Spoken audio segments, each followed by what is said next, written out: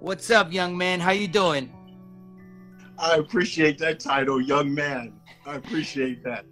This fella right here sent the demo to Kim, who sent the demo to me, and I was like, let's give a young person a chance who's trying to get in the hip-hop game and bring him on Show Off Your Gems. How amazing is life, Play? You know, man, I'm glad you asked that question just that way. In spite of it all, life is great and God is good. Not every day always feels like that, but when you really just take the time out, as the elders would say, is count your blessings, you be like, yo, it's good. It's good. It's great, a matter of fact. Thank you. And how are you? I'm amazing. I'm great, you know, and even if there was something going on, I'm gonna still be positive, because that's just an energy we have to convey to other people who you don't know what they're going through in their lives, and some people just need some sunshine. Well, I wasn't aware of your existence until Kim was on your show. Neither was my father. My father wasn't aware either of my existence. But continue. And I'm watching the episode, the show. I loved your spirit. I loved your energy. I'm like, yo, this guy is like. You didn't only go to one high school, bro. That's a nice way of putting it as well. You're right. You're right. Diplomatic. So It's Queens. It's Elmhurst or Corona. Which one? East Elmhurst, Queens. Is dancing the first thing you gravitate to, or what is it?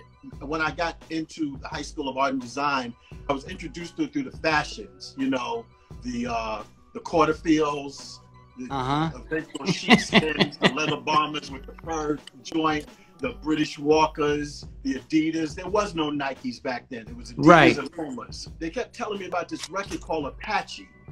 You know, for me and others, it definitely was about breakdancing. And then onto the microphone after that. I tried to do privately in my home, putting my parents' turntables together to do the DJ thing. Across Astoria Boulevard, there was a school that they used to have park jams at. Actually, 99th Street and 25th Avenue was called 127 Park. Right. And it was called the 7, or it was called Booty Land. And the reason why it was called Booty Land, because you had records like Trans Europe Express and records that brought out the human nature in us, the very fleshly, sexual, sensual side of us. And there was an interesting dance out at the time called The Freak. His name is Play. Well, are you cool with being called Play? Or am I calling you by DJ Premier's government? I worked real hard for that name and it's stuck good. That's great. Initially it was Playboy. Did you land on anything prior to that? You're good. You were good with Kim, and you're good right now. And I'm sure you're good at all your. But yes, the full name is and was Playboy for sure. My kid's full name is Kid Coolout. Did you ever go to Flushing High School?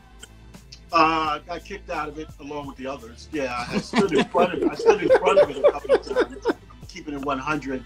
If it wasn't for the grace of God, I wouldn't be here with you on this right here. But I was very much attracted to the ghetto stars or the street celebrities. My heroes was Fat Cat and Pappy Mason and Alpo. Every hood that was going through challenges had a sense of humor. How is it that you guys were able to kind of like capitalize and just say, let's do this wave? I know the toughest of the toughest and killers and stuff, but everybody likes a good laugh. And, yes. And you'd be surprised who has a sense of humor, because stuff that I was doing out there in the streets, my conscience was haunting me, man. You know what I'm saying? It's a couple of incidents that took place that was some real close calls, and to think about living like that every day on that edge, nah, you know what I'm saying? I mean, I know a lot of cats would prefer. There are cats, I mean, I've been incarcerated. There are cats that will get upset that when they find that you have a talent and you could be doing something with that talent, and here you are with them. They'll be ready to like almost beat you down and kill you.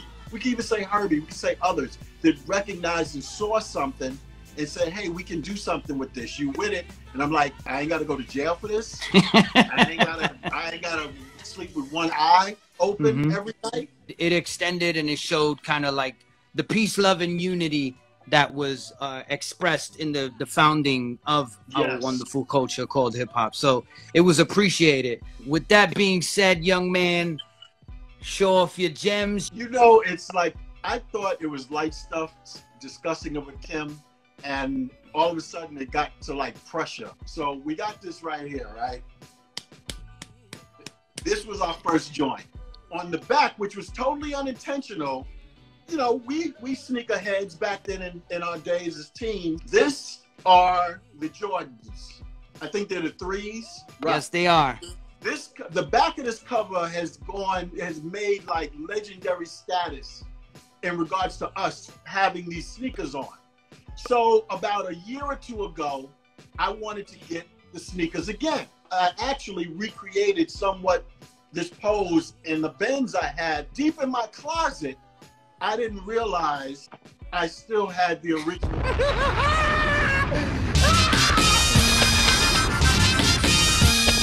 But these are the actual joints in that album cover. So these are one of my gems. Wow. Oh, wow. That's a lap. What really blew my mind is as I ended up digging deep, Nike always loved Kid and Play, the Olympic. Yes. These are the original ones from that thing that Nike gave us. Everybody knows my boy Martin. If you remember this big crazy necklace he wore I can't be in that movie. Oh my God.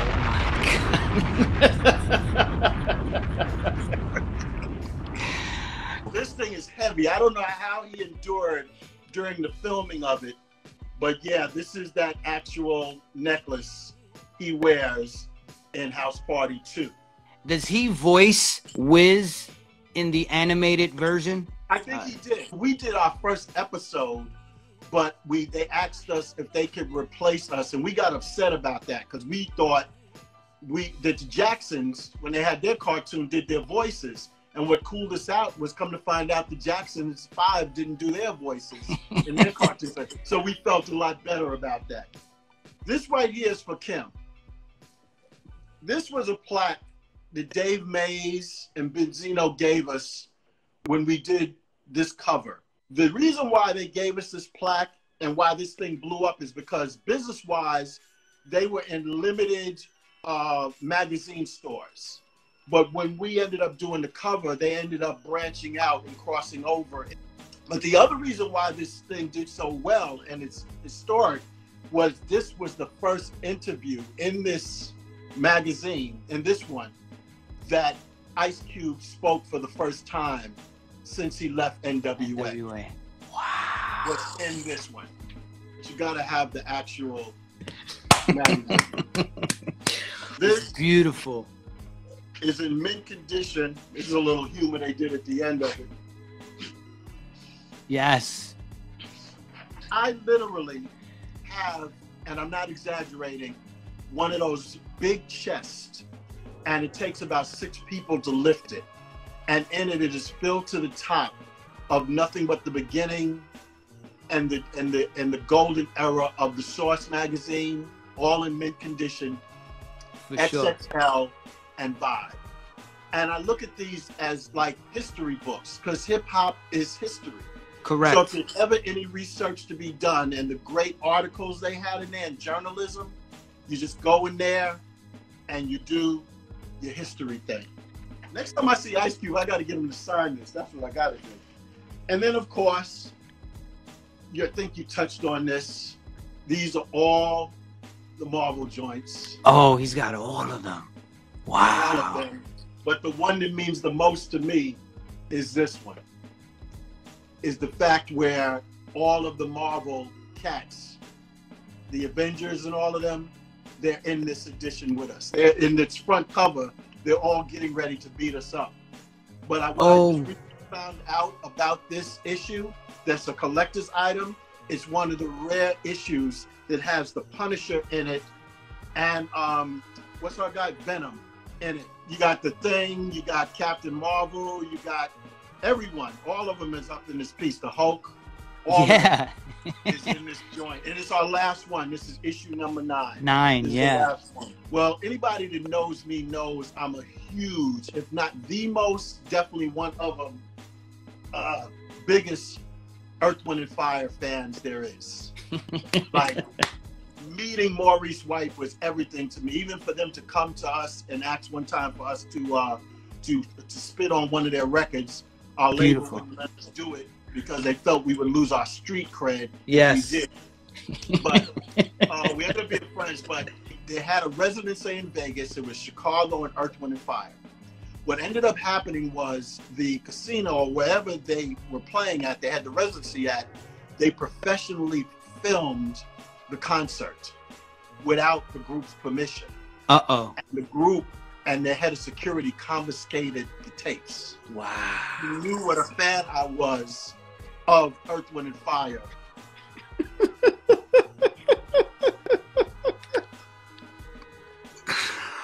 Oh my God! Earth, Wind & Fire and Chicago. It was one of the major casinos and hotels. Yes. And it's mine. Spectacular. A certified gem right there. What I did love is kind of like how you bookend the source, utilizing you guys for the cover to get into more stores throughout the United States. That also happens with you guys on touring with the NWA as well. You're good. You're really good. You are exceptional. Yes, that is true. I knew about NWA before the world knew about them. We were doing our movies and stuff out in LA, practically living out there. We got close with who we needed to be close with and okay with out there, and they had hipped us to them. A gentleman by the name of Daryl Brooks, G Street Productions, had approached me in regards to us being on the next tour. And when he told me the lineup, their name came up, and I'm like, nothing against them, but no way, no. But I came down late, and I went to the bar to get my favorite virgin pina colada, because the guy that was closing up, the bartender, he was in a bad mood.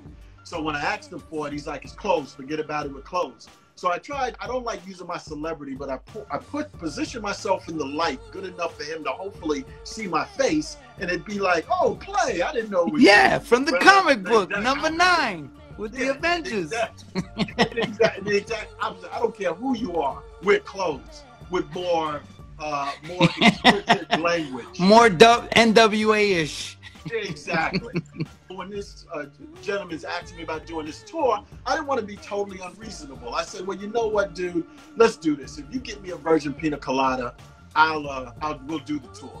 Mm-hmm. And he looked at me like I was crazy. That's all it takes? I'm like, yeah, because he didn't know what I knew about this guy that he's about to meet. So I engaged in a conversation, I believe, with a young lady, and all of a sudden, Daryl Brooks, that's his name, great guy, comes up to me, not with one virgin pina colada, 2.5 pina coladas. Uh-huh. I'm a man of my word.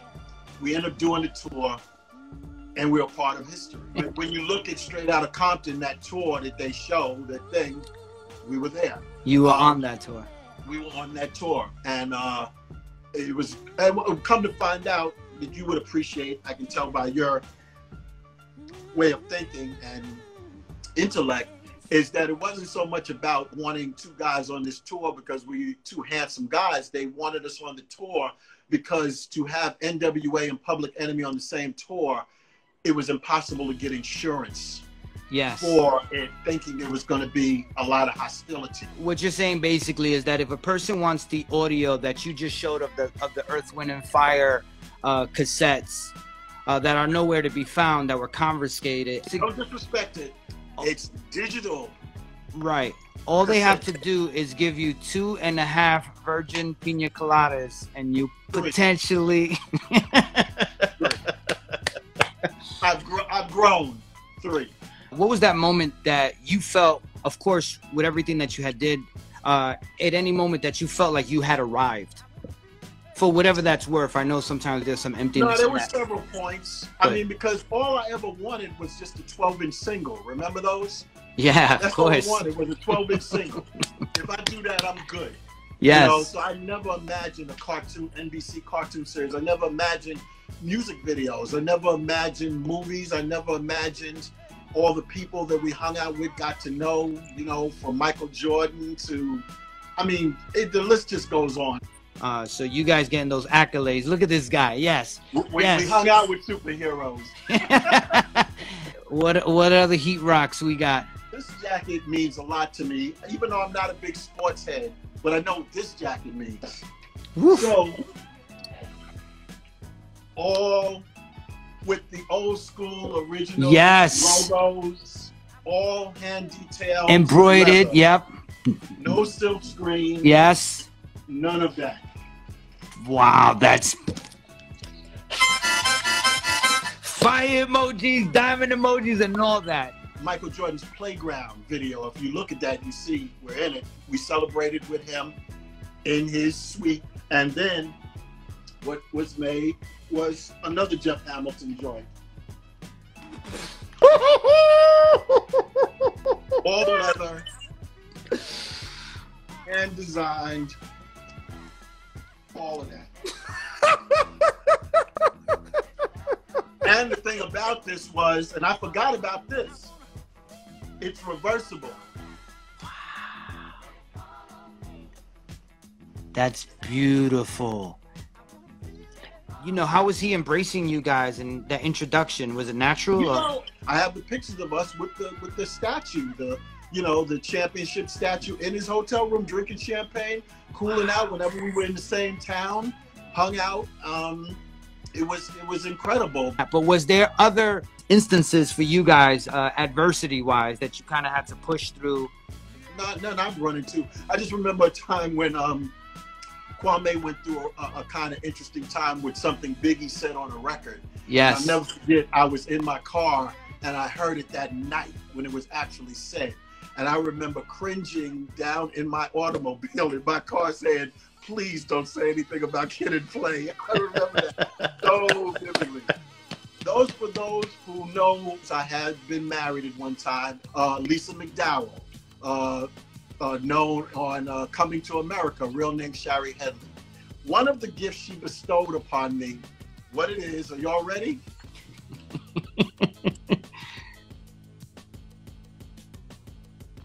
Oh, from the movie, the actual dollar. Wow. I don't know if you can see it with being in the laminate, but there you go. Good. He's got his own money. Zamunda. Comedians could say a story a million times to make it good, right? And then when they finally get the way to say the story, it's perfect. What's one of those industry stories that you have that's super locked down in your mind? Or great memories? Wow. There's so many. I mean, oh boy, you picked a good question.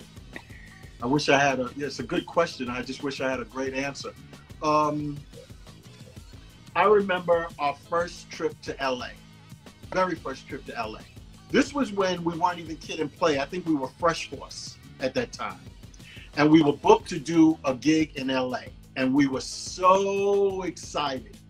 And we're on the plane, close to 5-hour flight, the whole nine, in coach, but we didn't care. LA, first time ever. So the plane lands and there's an announcement over the loudspeaker with Christopher Martin and Christopher Reid, please ring the bell over your head, the light over your head. Wow, we must be important, man. Yo, they're gonna let us off the thing first. Whoa. We get up. They said, please, they come to where we're at. They said, would you please come to the front of the plane? Think special treatment. Everybody's looking like, who are these guys? Whatever. We get to the thing, and I believe what was said, would you please put your hands behind your back? They put us under arrest. We were arrested. And what ended up happening was the promoters that brought us to LA was caught on credit card fraud. Wow. And they thought we were part of this ring they were with. So after hours of convincing them that we had nothing to do with whatever just went on this side of the planet on West Coast, they're like, man, I'm thinking in my head, hustler, all right, we get to be in LA free, whatever. No, none of that. They put us in the closest hotel at LAX. They keep us under guard, under a room. where we couldn't leave the room until the next flight they put us on, put us right back on the plane to go back. Oh my God. That was my first impression of LA. First impression of LA. Wow. Played, what was it like showing off your gems to a wonderful audience of great human beings?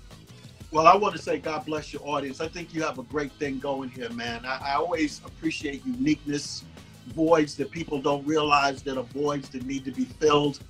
Your energy is great. What you brought me to is to be more, again, to be able to reflect and look over, you know, my life and realize, again, how precious, and we'll go full circle. It's great. It is. So I'm going to take better care of these things. I got to find a sneaker doctor, fix these joints up and put them in a glass case, you know. But it's all good, and I really appreciate your ministry. I'd like to call it that. Yes. And I thank you. And big shout out to Kim again. For sure. And, you know, all your viewers. Before you get out of here, what is it that keeps you inspired? What keeps you smiling? What keeps you positive from when you were young to now? My accountant, my lawyer, my agent, and manager. Those four. It's all the same person, and his name is Jesus Christ. Woo! And that's a beautiful gem. On behalf of everybody that is in this room that's viewing this and will ever watch this in the future, and from myself specifically, I got to tell you, brother, I love you. Thank you so much for being an amazing human being, encouraging everybody to smile throughout the years and entertaining people to this day. We and I appreciate you for that and beyond, my brother. Thank you. And on behalf of all I can represent, right back at you. And please, everybody, mask up, be safe, do what's right, be safe.